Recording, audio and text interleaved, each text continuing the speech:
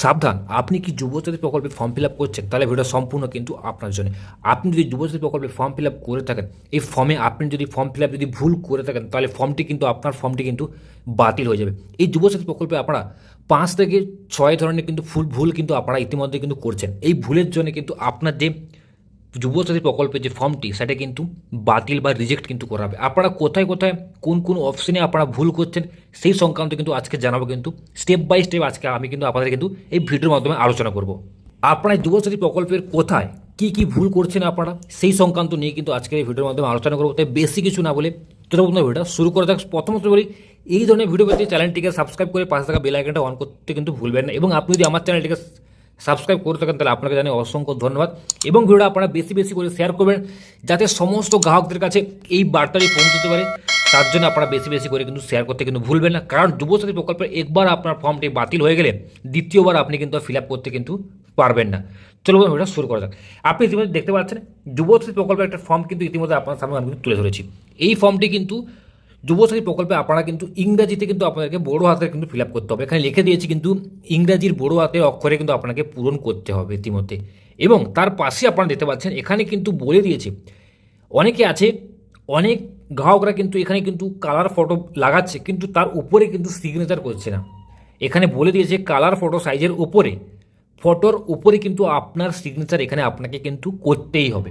অনেক গ্রাহকরা কিন্তু শুধু ফটো অ্যাটাচ করছে কিন্তু সিগনেচার করছে না। এটা করলে কিন্তু আপনার ফর্মটি কিন্তু বাতিল হয়ে যাবে। তারপরে আসি, তারপরে পয়েন্ট হচ্ছে এখানে দেখতে পাচ্ছেন আপনারা প্রথমে আছে দুয়ারে সরকারি রেজিস্টার নাম্বার। এটা তো আপনার করার কোনো কারণ নেই। যে ব্যক্তি আপনার ফর্মটি সাবমিট করবে বা রেজিস্ট্রেশন করবে তিনি কিন্তু এখানে আপনার রেজিস্ট্রেশন নাম্বারটি লিখে দেবে। তারপরে আছে আপনার আধার কার্ডের নম্বর। ঠিক তারপরেই আছে তার পরের অপশানে কি আছে, উপভোক্তার নাম যা মাধ্যমিক বা সসমান পরীক্ষার অনুসারে। এখানে অনেক ব্যক্তি আছে বা অনেক, বিশেষ করে অনেক মহিলা আছে যারা এখন হয়তো বিয়ে হয়ে গেছে, যেখানে তার নিজের টাইটেল এবং স্বামীর টাইটেল কিন্তু অ্যাড হয়েছে। সেই সব ব্যক্তি কিন্তু এই ঘরটিতে কিন্তু ফিল আপ করছে। তার মেয়েদের যারা বিয়ে হয়ে গেছে তারা কিন্তু তাদের টাইটেলও আছে এবং তাদের স্বামীর টাইটেলও আছে, সেটা কিন্তু এখানে কিন্তু তারা কিন্তু লিখছে। বা অনেক ব্যক্তি আছে যারা ছেলেরা নামে হয়তো প্রথমে হয়তো ভুল ছিল, এখন ঠিক করে নিয়েছে, সেই নাম কিন্তু এখানে কিন্তু আপনারা কিন্তু লিখছেন। এটা করবেন না। আপনার মাধ্যমিকের অ্যাডমিট কার্ডে যে নাম আছে, আপনি যদি মেয়ে হয়ে থাকেন আপনার অ্যাডমিট কার্ডে যা নাম আছে, যদি কোনো ভুল নাম থাকে অ্যাডমিট কার্ডে, আপনি ভুল নামটি কিন্তু এই ঘরে কিন্তু আপনি ফিল আপ করবেন। আশা করি বুঝতে, আপনার অ্যাডমিট কার্ডে যা আছে ভুল থাকলেও আপনি ভুল ফিল আপ করবেন। আপনার শুধু টাইটেল থাকলে আপনি টাইটেল ফিল আপ করবেন, এবং আপনার স্বামীর টাইটেল বা আপনার দুজনে যদি টাইটেল থেকে থাকে এখানে কিন্তু আপনি কিন্তু ফিল আপ করবেন। আশা করি আপনি কিন্তু এই পর্যন্ত বুঝতে পারছেন। তারপরে অপশানে কী বলা হয়েছে, মোবাইল নাম্বার কিন্তু আপনাকে দিতে হবে যা ব্যাঙ্ক অ্যাকাউন্টে যুক্ত আছে। আপনার ব্যাঙ্ক অ্যাকাউন্টে যা যুক্ত আছে যে মোবাইল নাম্বার, সেই মোবাইল নাম্বারটি আপনি কিন্তু এখানে কিন্তু লিখবেন। তারপরে বলা হয়েছে ইমেল আইডি থাকলে ইমেল আইডি দেবেন। তারপরে বলা হয়েছে কি লিঙ্গ, আপনি যদি পুরুষ হন তাহলে পুরুষের ঘরে ঠিক চিহ্ন দেবেন, যদি আপনি মহিলা হয় মহিলা ঘরে ঠিক চিহ্ন দেবেন, এবং অন্য হলে আপনি কিন্তু এখানে ঠিক চিহ্ন দেবেন। আরে আসি এখানে জন্মের তারিখ। অনেক ব্যক্তি আছে বা অনেক যুবক বা যুবতীরা আছে, অনেকে আছে কিন্তু এখানে কিন্তু এই জন্মের তারিখ কিন্তু উল্লেখ করে দেওয়া হয়েছে কারা কারা আবেদন করতে পারবে। 21 বছর বয়স থেকে 40 বছরের ছেলেরা কিন্তু এখানে কিন্তু আবেদন করতে পারবে। অনেক ছেলে মেয়েরা আছে হয়তো 21 বছর হয়নি, তারা কিন্তু ডেটটা বাড়িয়ে কিন্তু এখানে ফিল আপ করছেন। তারা কিন্তু এটা কিন্তু করবেন না, আপনার ফর্মটি কিন্তু বাতিল হয়ে যাবে। কারণ এর সাথে কিন্তু আপনি জমা দিচ্ছেন কিন্তু আপনার জন্মের প্রমাণপত্র, আধার কার্ড কিন্তু আপনি জমা দিচ্ছেন। ওখানে কিন্তু আপনার যে ডেট অফ বার্থটি আছে সেই ডেট অফ বার্থটি এখানে কিন্তু ভেরিফাই করা হবে। এখানে কিন্তু আপনি আপনার 21 বছর তো আপনার হয়নি, সেই তারিখটা কিন্তু আপনি এখানে কিন্তু বাড়িয়ে কিন্তু লিখতে যাবেন না বা লিখবেন না। কারণ আপনার এর সাথে কিন্তু আপনাকে কিন্তু আধার কার্ড কিন্তু সাবমিট করতে হচ্ছে, মাধ্যমিকের অ্যাডমিট কার্ড কিন্তু সাবমিট করতে হচ্ছে, সেখানে আপনার ডেট অফ বার্থ কিন্তু অলরেডি কিন্তু দেওয়া আছে। তারপরে কী বলা হয়েছে, তারিখ ও বছর। এখানে আপনার যে জন্মের তারিখ আছে আপনি প্রথমে তারিখ বসাবেন, প্রথমে আপনার যে ডেট আছে ডেটটি বসাবেন প্রথমে, তারপরে ঘরটিতে আপনি কিন্তু বসাবেন মাস, আপনার যে মাসে জন্ম, তারপরে আপনার বছর। তার পাশে ঠিক একটা ঘরে আসুন, দেখুন কী লেখা আছে আপনার বছর। এখানে কিন্তু বলা হয়েছে 1/4/2026 অবধি। এখানে অনেকে কী করছে, বছরটি কী বোঝাচ্ছে, যারা যেভাবে ফর্মটি জমা দিচ্ছে সেই ডেট অনুযায়ী কিন্তু এখানে কিন্তু তারা কিন্তু বছর কিন্তু লিখছে, মানে আপনার কত বছর বয়স। এটা কিন্তু করবেন না। এখানে বলে দিয়েছে 1/4/2026 এই তারিখের মধ্যে, মানে এপ্রিল মাস অবধি আপনার যে বছরটা হচ্ছে সেই বছরটা আপনি কিন্তু এখানে কিন্তু ফিল আপ করবেন। এখানে কোনো মাস লেখার কোনো দরকার নেই। আপনার যদি 25 বছর 5 মাস হয়ে থাকে তাহলে আপনি 25 বছরই লিখবেন। এখানে কোনো 5 মাস লেখার কোনো দরকারই নেই। আশা করি আপনি বুঝতে পারছেন। তারপরে কি আছে, পিতার নাম, মাতার নাম এবং স্বামী ও স্ত্রী। আপনি যদি বিয়ে করে থাকেন, ছেলেদের ক্ষেত্রে যদি হয় যদি বিয়ে করেন তাহলে আপনি স্ত্রীর নাম লিখবেন, আর মেয়েদের ক্ষেত্রে হচ্ছে যদি আপনি আপনার স্বামী থাকে তাহলে আপনি স্বামীর নাম লিখবেন। যদি না থাকে কোনো কিছু লেখার এখানে দরকার নেই। তারপরে তারপরে বলা হয়েছে কি এসসি এসটি যদি ওবিসি থেকে থাকেন তাহলে তার নাম্বারটি আপনি বসাবেন। অনেক ব্যক্তি আছে হয়তো তার ফ্যামিলি সবাই এসসি, তার কিন্তু এসসি কার্ড নেই। আপনি হয়তো এসসি ঘরে ঠিক চিহ্ন দিচ্ছেন, এসসি ঘরে ঠিক চিহ্ন দিচ্ছেন, কিন্তু এখানে আপনার কার্ড না থাকার কারণে আপনি কিন্তু নাম্বারটা এখানে কিন্তু ইনপুট করতে পারেননি বা লিখতে পারেননি। আপনার অনেক ব্যক্তি আছে হয়তো তার ব্যক্তির ফ্যামিলি সবাই এসসি, কিন্তু ওই ব্যক্তির এসসি কার্ড কোনো কারণে হয়নি, তিনি এসসি ঘরে ঠিক চিহ্ন দিচ্ছেন কিন্তু নাম্বার লিখতে পারছেন না। কিন্তু ওটা করবেন না। আপনি এসসি কার্ড না থাকলে আপনি জেনারেল ঘরে ঠিক চিহ্ন দেবেন। জেনারেল ঘরে ঠিক চিহ্ন দেওয়া মানেই এখানে কোনো নাম্বার আপনার দরকার নেই, বসানোর দরকার নেই। যদি আপনার এসসি কার্ড থাকে তাহলে আপনি এসসিও ঠিক চিহ্ন দেবেন এবং এখানে কিন্তু আপনার যে নাম্বারটি আছে সেই নাম্বারটি এখানে কিন্তু আপনি লিখবেন। আশা করি আপনারা এই পর্যন্ত কিন্তু বুঝতে পেরেছেন। তারপরে কি আছে, তারপরে কি বলা আছে, বিবাহিত। আপনি যদি অবিবাহিত হয়ে থাকেন তাহলে আপনি অবিবাহিত ঘরে ঠিক চিহ্ন দেবেন, বিধবা হয়ে থাকলে বিধবা ঘরে ঠিক চিহ্ন দেবেন, এবং যদি আপনার বিয়ে হয়ে থাকে তাহলে আপনি বিয়ে ঘরে ঠিক চিহ্ন যেটা আপনার হয়েছে সেটা আপনি দেবেন। তারপর হচ্ছে কন্ট্যাক্ট ডিটেলস। আপনার কন্ট্যাক্ট ডিটেলস অনুযায়ী আপনি কি দেবেন, প্রথমে আছে কি বাড়ির নাম্বার, তারপর আছে গ্রাম বা শহর, আপনি যে শহরে বা গ্রামে বাস করেন তার নাম লিখবেন, এখানে আপনার পোস্ট অফিসের নাম লিখবেন। আপনি যদি গ্রাম পঞ্চায়েত থাকেন গ্রাম পঞ্চায়েত, আপনি যদি ওয়ার্ড নাম্বার থাকে ওয়ার্ডের নাম্বার এখানে দেবেন। তারপরে আপনার ব্লক কি পৌরসভা, যদি ব্লক হয় ব্লকের নাম লিখবেন, এবং আপনি যদি পৌরসভা তাহলে পৌরসভার নাম লিখবেন। তারপর আপনার থানা যা আছে লিখবেন, জেলা আপনার যা আছে আপনি লিখবেন, পিনকোড, তারপর এবার রাজ্য লেখা আছে অলরেডি ওয়েস্ট বেঙ্গল, এখানে কিন্তু অলরেডি কিন্তু লেখা আছে। তারপরে আসছে ঠিক পরের পাতায় কি আছে, পরের পাতায় আছে এখানে কি বলেছে, মাধ্যমিক বা সমতুল্য পরীক্ষার বিবরণ।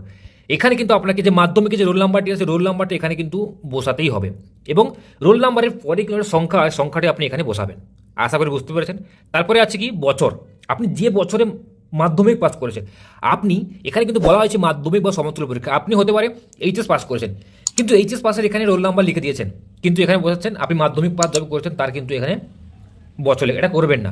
আপনি যদি আপনি মাধ্যমিক রোল নাম্বার লিখেন তাহলে আপনি মাধ্যমিক যত সালে আপনি পাস করেছেন তার সেই বছর লিখবেন। আপনি উচ্চ মাধ্যমিকের এখানে রোল নাম্বার লিখেন, তার আপনি যত সালে উচ্চ মাধ্যমিক পাস করছেন সেটা লিখবেন। তারপরে আছে কি বোর্ড, আপনি কোন বোর্ড থেকে পাস করেছেন। আপনি যদি WBSE বোর্ড থেকে পাস করেন তাহলে আপনি এই ঘরটা ঠিক চিহ্ন দেবেন। আপনি যদি CBSE বোর্ড থেকে পাস করেন, আপনি যে বোর্ড থেকে পাস করছেন সেখানে আপনি অলরেডি ঠিক চিহ্ন দেবেন। তারপর কি শিক্ষাগত যোগ্যতা, আপনার শিক্ষাগত যোগ্যতা সর্বোচ্চ, আপনি যতদূর আপনি পড়াশোনা করেছেন। অনেকে আছে হয়তো কলেজ পাস করে গ্র্যাজুয়েশন পাস করে গেছে কিন্তু এখানে লিখছে কিন্তু মাধ্যমিক, ওটা আপনি করবেন না। আপনি যতটা আপনি সর্বোচ্চ আপনার যে শিক্ষাগত যোগ্যতা আছে সেটা আপনি কিন্তু এখানে লিখবেন। তারপরে আসি বর্তমানে পেশা, আপনি কিন্তু এখানে বর্তমান পেশা অনুযায়ী আপনি কিন্তু স্টুডেন্ট লিখবেন না, আপনি লিখবেন কোনো না কোনো সংস্থায় আপনি কোনো না কোনো কাজ করতে, হতে পারে আপনি বাইরে কোথাও না কোথাও কাজ করছেন, হতে পারে আপনি বাড়িতে থাকেন, সেটা কিন্তু আপনি বর্তমান পেশাতে আপনি কিন্তু এখানে কিন্তু ফিল আপ করবেন। আশা করি বুঝতে পেরেছেন। এখানে আপনার বর্তমান যা পেশা আছে সেটা কিন্তু আপনি কিন্তু এখানে কিন্তু ফিল আপ করবেন। তারপরে আসি কি ব্যাঙ্ক অ্যাকাউন্টের ডিটেলস, ব্যাঙ্ক অ্যাকাউন্ট ডিটেলস, ব্যাংকের নাম, প্রথমত আপনি ব্যাংকের নাম লিখবেন, তারপরে আসি ব্যাংকের শাখার নাম লিখবেন, এবং ব্যাংকের অ্যাকাউন্ট নাম্বার লিখবেন, এবং IFSC কোড লিখবেন। দেখে ব্যাংকের বই দেখে আপনি এখানে কিন্তু এটা কিন্তু ফিল আপ করবেন। এটা যদি আপনি ভুল করেন, ব্যাংকের নাম, ব্যাংকের শাখা, ব্যাংকের অ্যাকাউন্ট নম্বর, ব্যাংকের IFSC কোড আপনি ভুল করেন তাহলে আপনার টাকা নাও আসতে পারে। আপনি দেখে এখানে কিন্তু আপনি কিন্তু ফিল আপ করবেন। তার জানাই এখানে কিন্তু বলা হয়েছে, প্রথমে কিন্তু বলেছে ব্যাংকের সাথে যে মোবাইল নাম্বার লিঙ্ক আছে, ব্যাংকের সাথে যে মোবাইল নাম্বার লিঙ্ক আছে সেই ব্যাংক অ্যাকাউন্টটা কিন্তু এখানে সাবমিট করবেন। হতে পারে আপনার 10টা কি 5টা ব্যাংক অ্যাকাউন্ট, আপনার মোবাইল নাম্বার যে ব্যাংকের সাথে লিঙ্ক আছে সেই ব্যাংকটা কিন্তু সেই ব্যাংকের জেরক্স কপি বা ব্যাংক অ্যাকাউন্টে সেটা কিন্তু আপনি লিখবেন। হতে পারে অনেকের ব্যাংক অ্যাকাউন্ট আছে কিন্তু তার সেই ফোন নাম্বারটি নেই, সেটা আপনি দেবেন না। যে ব্যাংকের সাথে আপনার যে মোবাইল নাম্বারটি কিন্তু চালু থাকা দরকার, যে মোবাইল নাম্বারটি বর্তমানে আপনি ইউজ করছেন সেই ওই মোবাইল নাম্বারের সাথে যে ব্যাংক অ্যাকাউন্ট লিঙ্ক আছে সেটা কিন্তু আপনি কিন্তু এই ঘরে সেই ব্যাংক অ্যাকাউন্টের নাম্বার সহ সমস্ত কিছু আপনি কিন্তু এখানে কিন্তু ফিল আপ করবেন। তারপরে দেখেছি কি অন্য কোনো সরকারি সাহায্য পান কিনা রাজ্য সরকারের শিক্ষাগত সুবিধা, আপনি যদি সরকার থেকে কোনো কিছু সুবিধা পেয়ে থাকেন তাহলে আপনি কিন্তু হ্যাঁ, যদি পান তাহলে হ্যাঁতে ঠিক করে দেবেন, যদি না পান নাতে। হতে পারে আপনি পান সরকারি থেকে কোনো কিছু আপনি সুযোগ সুবিধা পান তাহলে আপনি কিন্তু না তো ঠিক জন্য দেবেন না। আপনি যদি পেয়ে থাকেন তাহলে আপনি হ্যাঁ তো ঠিক জন্য দেবেন, যদি না পান তাহলে আপনি না দেবেন। হতে পারে আপনি পাচ্ছেন সরকার থেকে, কিন্তু সরকার থেকে আপনি কিন্তু সুবিধা পান কিন্তু আপনি নাতে ঠিক জন্য দেবেন না।